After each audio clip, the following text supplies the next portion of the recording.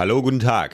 Welcome to another episode of the Lebenspraxis podcast with Joseph Bartz, where we explore practicing living a life of purpose, actions and decisions, and ask what is the good life, especially in modern times nowadays. What is the good life in modernity?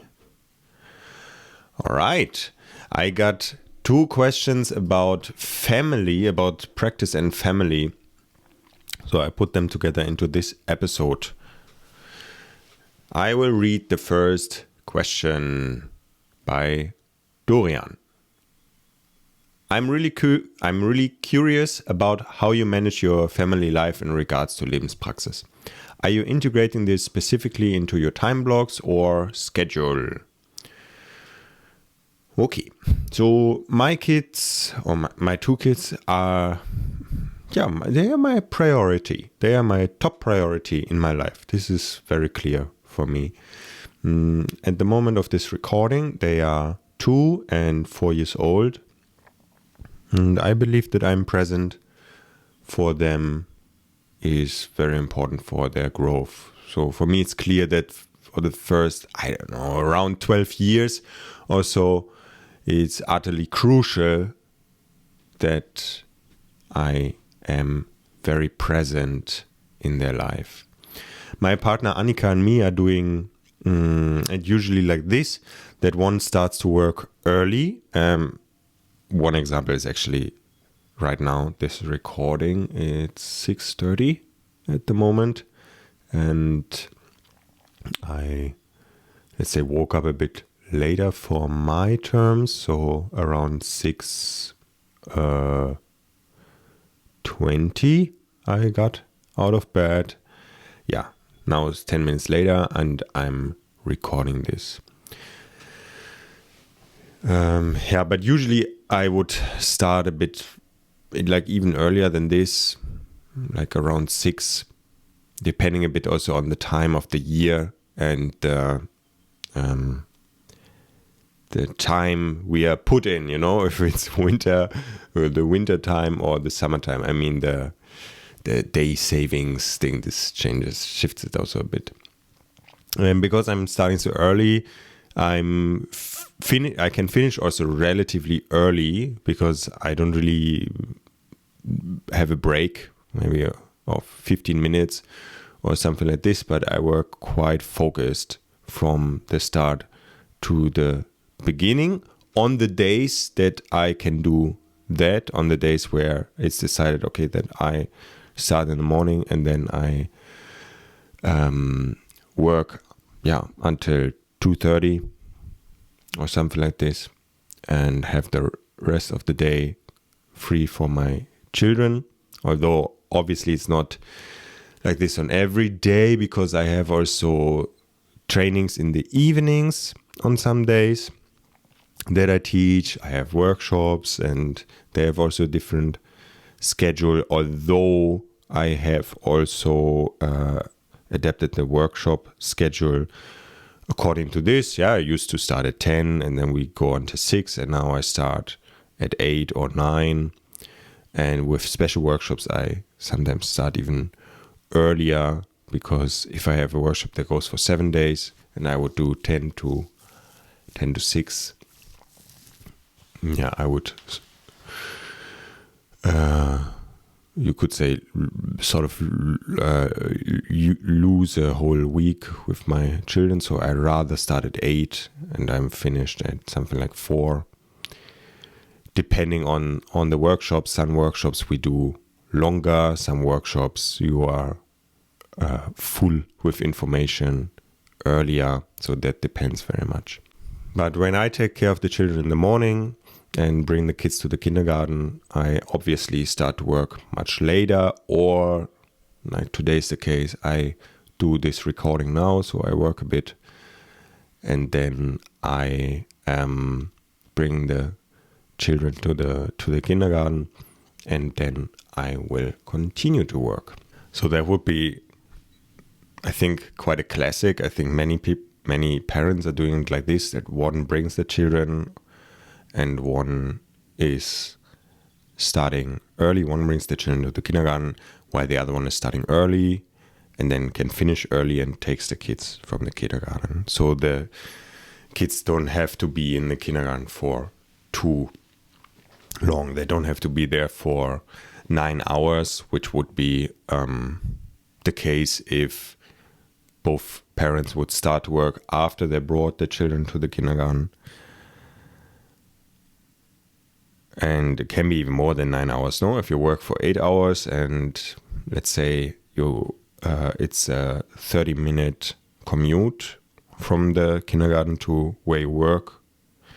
And in Berlin, the commutes can be long. It's a huge city. So could be even 1 hour. If you now think about 1 hour there and 1 hour back, and then you work 8 hours, but you have also a 45-minute lunch break, you are at almost 11 hours of your children in kindergarten. That sounds quite intense. Obviously, some people have to do this, and it's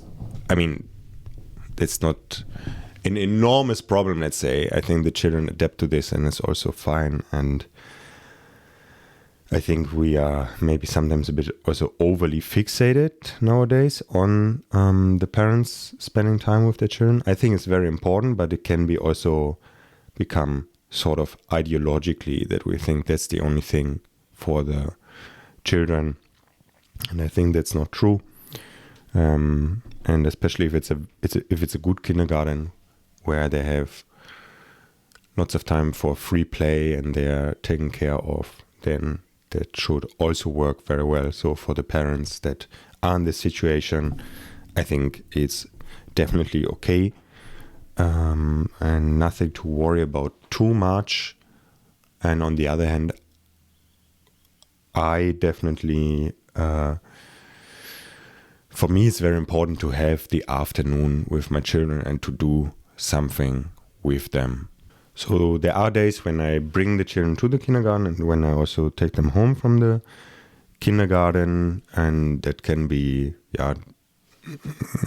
time-wise then a bit more, let's say, difficult for the schedule with like going to the kindergarten and back and going twice back and forth and so on. So I don't have such a big block where I can work.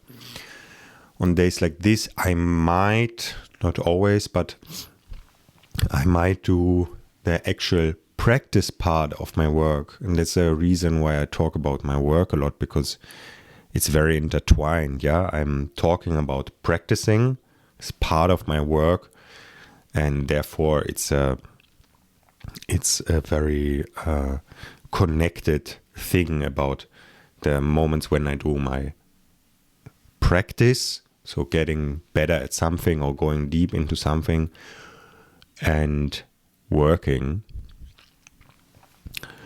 But on the days where this is the case, obviously every day is different, but I might do some practice when my children are around, which I think is anyway very important. So for example, I work with wood, or I do strength training or something like this. So this is also something my children see, and at the same time sometimes they are also present in the group classes and see what I do there. And I know that this is quite an effect on them, that they see what their parents are doing.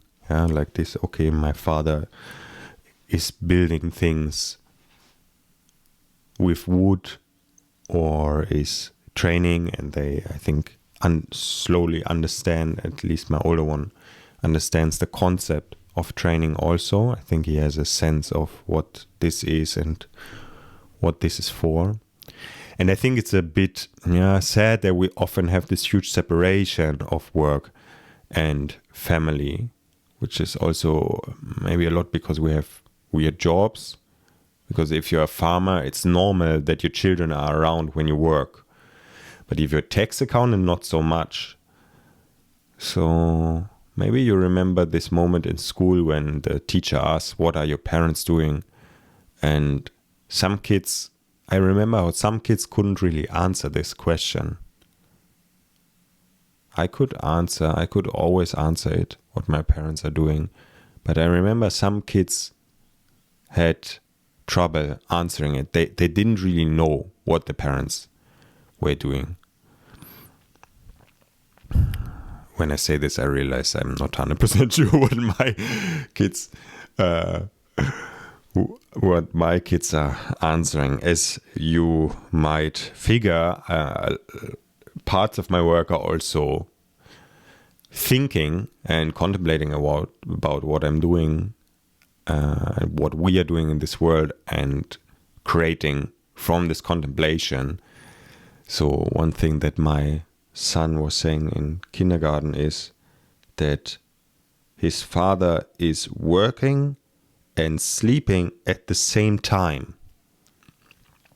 Yeah, so I guess I have also a bit of a weirder work that is not always easy to grasp for children, but actually what he said was very true. Maybe not that I'm really sleeping, but that I regularly go into this state, or between being awake and being asleep, this in-between state, because my mind can figure out things in this state. So I'm using this as a tool to be exactly at this state, and I'm doing this for many years.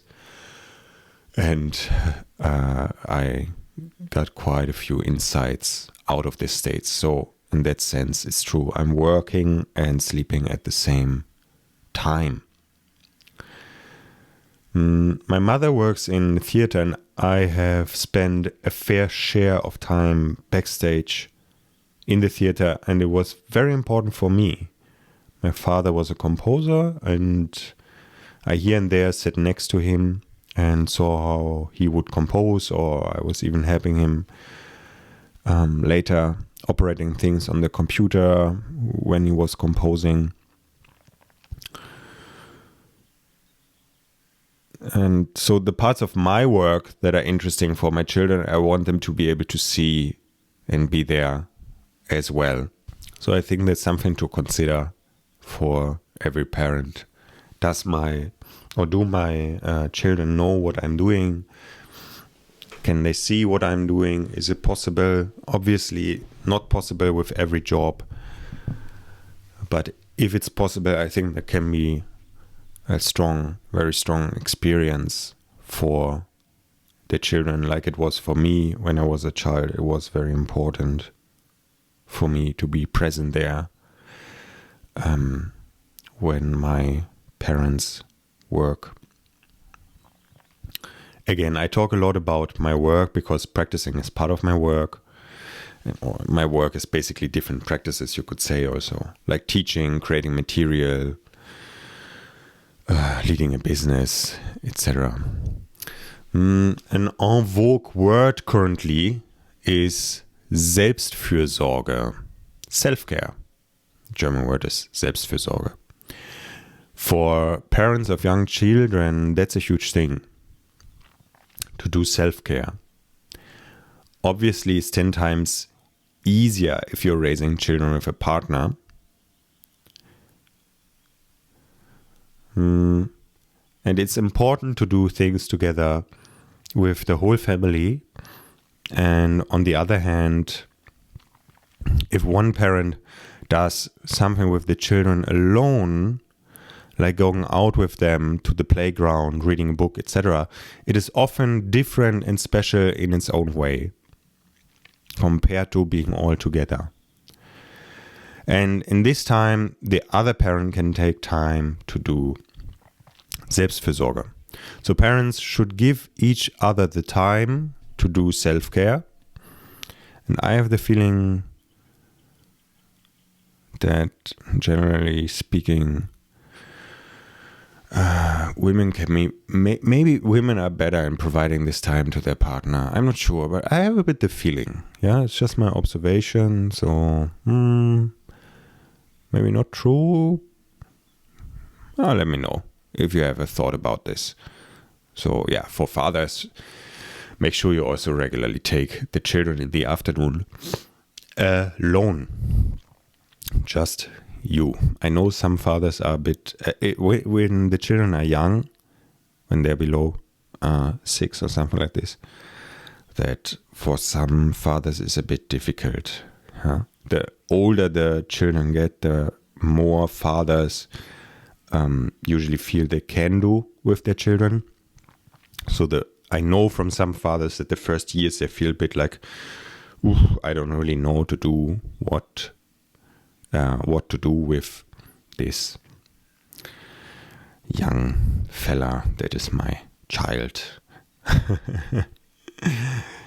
Just expose yourself to the situation of doing something with your child alone, to give your partner the time to take care of herself, and I think everything will fall into place. So make sure both of you have the time you need for yourself or your practice or whatever, as this is also allowing you to be fully present with your children. And like I said, when one parent is taking care of the children alone, I notice it is very different and special in its own right and important. Don't always be there both together. And I know for many parents anyway, it's not happening because it's not possible. And there maybe the eye would be on the other thing, to have more time all together, because obviously this is so important as well, that the whole family comes together and does something together. So yeah, managing my time well to integrate my work, practice, and family life, and also time to do nothing, all well into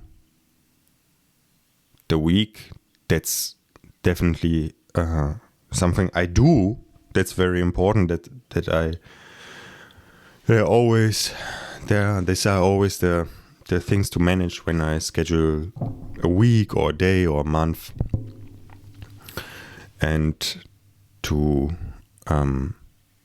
have enough time with my children. The second question comes from Oscar, and he's asking, curious how your practice has changed since having children. I have a 10-month-old, so I'm organizing my life and practice and looking for insights. My practice has changed,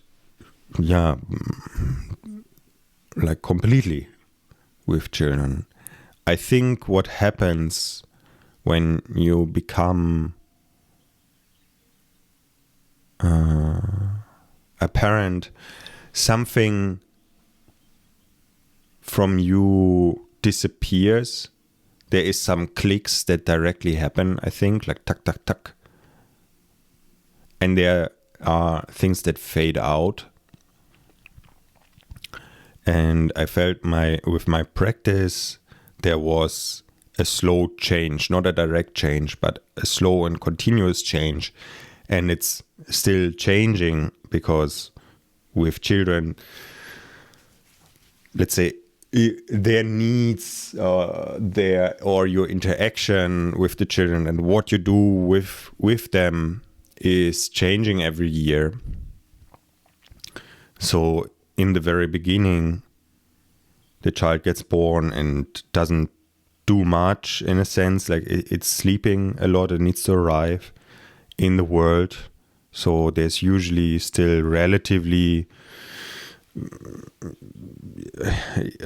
vast time to practice, especially if you're two parents and have just one child.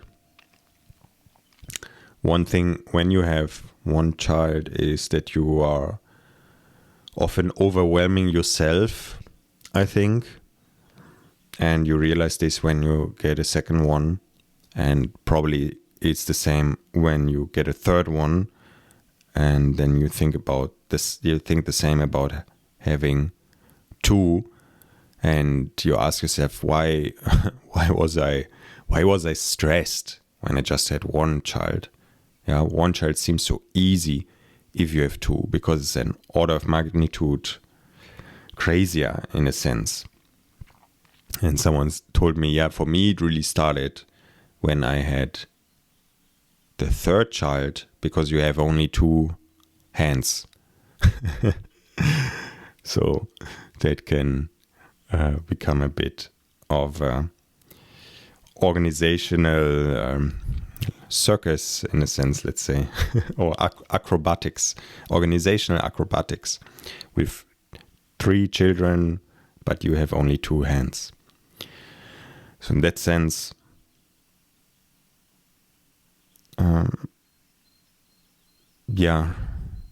realize that, like general for people, like realize that when we have a child, we sometimes put more stress on ourselves than needed, because all is new and everything is like extremely super important, let's say. And we could be a bit more relaxed. So in the beginning, as I said, my practice didn't change so much, because if you're 2 and you have 1 child and the child is not able to walk through space yet, you still have quite a few possibilities to train compared to my, the time when I trained the most, like physically, I was less, but I faded that out before already and changed my priorities. Then when the child starts to move around, especially when it starts to walk, it will be more intense, let's say. And the real big change came, as I already teasered, when we got a second child. And then it really started that you have to be super good with scheduling. When I had one child, it was also the case, and I also felt, okay, I have to be more precise, or I have to be more effective with my training also. But that became much more of an importance with the second child. So before that, I never really understood, or I felt like, I'm appalled by all this, 20 minutes a week, just train 20 minutes a week with this different machineries and technology, like this EMS, this electro stuff, where you just go for 20 minutes per week. And I felt, what is this nonsense? And I'm still not a fan of these things, but I understand it much better, because for me it also became an important thing to do my practice effectively. So one thing, is about like orderliness and focus and these things. And the other thing is also to just look for what is the minimal effective dose, for example, in things like strength training. Okay, what are the mechanics? How can I do it? How can I put it in? And make sure I don't need to do hours and hours of strength training per week, but highly effective training, which could be, for example, 3 times 20 minutes per week, and that's enough. Or even less than this if you are just on a maintenance thing, which I mainly are. Yeah, I'm maintaining my strength for the last years. So I have my time when I do a bit more, I have my time when I do a bit less. But I do it in a very effective way. Yeah, so this was maybe the biggest change, that I got much more interested in this sort of things, how to be time-wise very effective, and gain much more knowledge about this for myself. That is also helpful with other people, obviously, because for before it was like, in a sense, spiritually a bit abstract for me why I would do this. But now, since my children are my priority in life, my practice it is as well very important. I'm much more focused about what I practice, so I don't practice so many things at the same time anymore. It's much more like, okay, this is the one thing I focus, these are the two things I maintain, and that's it. Because if having children means having less time, which is usually means because you devote time to another being a lot, because you are fully responsible for this being, then it's time to look into the effectiveness of the practice. And to connect with what I said before about the morning. So if one is taking care of the child in the morning and the other one can decide what they want to do, I think it's quite good to do some practicing in the morning directly. Yeah, like these morning routines that are on my YouTube channel, like something like this, that's 20 minutes, but can be also a longer thing. Like if we talk about physical training, can be also 1 hour, 1.5 hours before you have your breakfast. So already like doing some good work directly after waking up. So you definitely did some practice during the day. Also coming back to this idea of letting your children be present when you do practice. This works good with some practices and not so good with other practices. For example, playing the piano. I tried many times when my children are around, but then it is sort of possible if you adapt to then playing piano with the children, which usually means you don't practice something difficult so much, but it means that I sing and play the piano with the children, which is not necessarily what I would do in this way when I would be alone. So the practice is changing quite a bit, but why not? And other things like strength training can be also done well when the children are around, because a set takes maybe just 20 seconds, and then you have a 3-minute rest. So that can work well. And when I work with wood, for example, that can also work well. I'm working with wood outside, not inside, so the children can play outside and then just come from time to time and have a look what I'm doing. Some practical things that I want to share here, also just some ideas about this topic of strength training. I just use it as an example, but it is an example that is interesting because it's relatively easy to keep it in your life when you have little time, which is because strength training takes little time. I have a video about this on YouTube as well, where I talk about it. So in a nutshell, strength training, the raw time of training is actually very little. Like if you think about a time under tension of 30 seconds, which is already sort of in this hypertrophy range. So in the max strength range would be up to 20 seconds, but let's take 30 seconds as an example.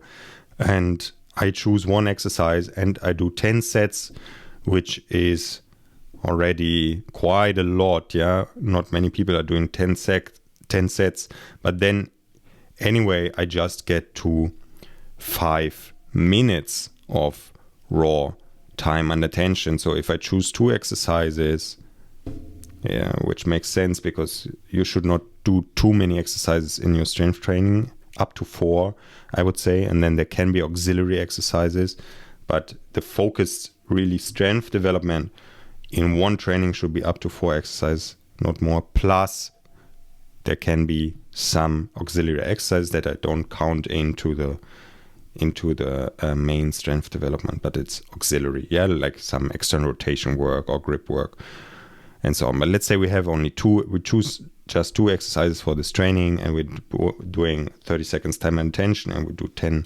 sets, and then we have 10 minutes of raw work. So really not much. And then the thing is that you take your rest. Let's say you take 3 minutes between exercises, and now you just use this time. So when you do it at home, you can do the kitchen, clean up the kitchen, cut vegetables for dinner, or you organize your stuff at home, clean whatever. Like you can, there are all sorts of things obviously you can do in this 3-minute slots. Should be obviously things that don't take the most massive amount of concentration, and your the strength movements that you do should not be so dangerous because it takes some concentration away, obviously, if you do something else in the break. But with something like pull-ups and dips and then doing the housework in between, that works very effectively, and I really like to do that. That's one way.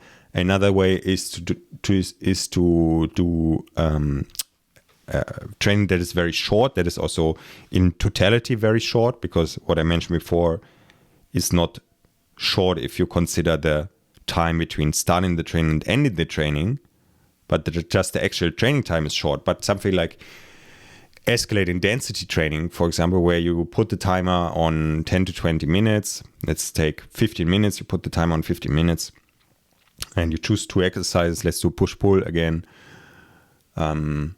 pull-ups and dips.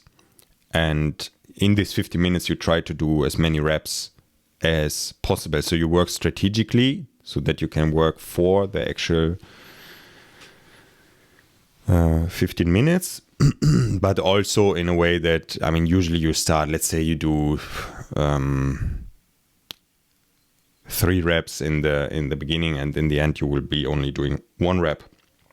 So you need to choose the exercise accordingly, that you can do at least 5, should be above 5 the reps that you can do in a set, or for several sets actually, if you are resting properly in between the sets. And then you just put on the timer, and in the end you note down the reps that you did, so you have a reference for the next training. And after 50 minutes you are finished. It's quite a pumpy training in a sense, not a maximal strength builder, of course, but if you want to have this physical resistance in your life for health, this can be very effective. And another thing would be to do grease the groove. So this is, in a sense, the opposite of the escalating density training, where you have everything done in a very short time. Grease the groove, this term is by Pavel Tsatsouline. You are spreading the training for the whole day or for the whole week. So you choose 1 or 2, maximally 2 exercises you work on grease the groove. Let's just choose 1 for the time being. And for example, every hour you do 1 rep of it, or 2 or whatever. But let's say we are in the maximal strength range, and you just do 1 rep. Maybe chin up is a new movement for you. You can just do 1 chin-up or 2 chin-ups or 3 or something like this. Okay, so now every hour you do a set of chin-ups, which might be just 1 chin-up, and you do this for 8 hours of your day. So maybe the time that you're working and you work on the computer, and then you have something where you can do pull-ups there in the room or at the door frame. Yeah, and you just do this 5 times per week, for example, 6 times per week. Depends a bit on you, on how well you recover and how intense the work is. And like this, you have some strength training on the side. So these are all possibilities to put something like strength training in very easily into your life. So with strength training, I really take no excuses. Yeah, energetically, it's on some days difficult. I agree. But then you should not approach the strength training as something that always has to be in this, let's say, cross-fit style where you're completely fried after. But strength training can be also done in a very fresh way, that you feel fresh after. What can be more difficult is more coordinative, or what is more difficult is more coordinative tasks, like I already said, something like music, where you really need to devote deep time, not just 5 minutes here, 5 minutes there, but really dive into it completely, and you shall not be interrupted. That's more difficult in the situation with young children, especially if they're around, but also if they're not around, because you might feel that if that is not your main thing, it's not connected to your work, but it's just your hobby, let's say, that it's difficult to get this longer time stretch in your day. And with music, for example, then sometimes I have this, in the evening, when I don't bring the children to bed, but Annika brings the children to bed. But then I can also not play the piano because, there's in the same apartment and it would be too loud. So that I see is maybe one of the more difficult things to put into the family life, but still people are doing it. All right. Okay. This is some thoughts about it. Let me know what you think. Let me know if you have further questions about it, if I shall become more practical or clear about some of these things about practicing and having children. But I think it gave you a glimpse of my approach, like my priority setting, and also this idea of having an effective training and considering the minimal effective dose, although I am myself also a critic of this idea of the minimal effective dose if you search for it everywhere. I have some things where I search for it, where I don't care about really developing, but I do it for my health and to stay fit and so on. And then I have my main practices where I really go into, and there I don't look into the minimal effective dose, but I look more into the maximal possible dose with my life that is possible in my life. Okay. With children, it changes all the time. How the days are, and therefore the organization has to be very adaptable, and you have to be very adaptable.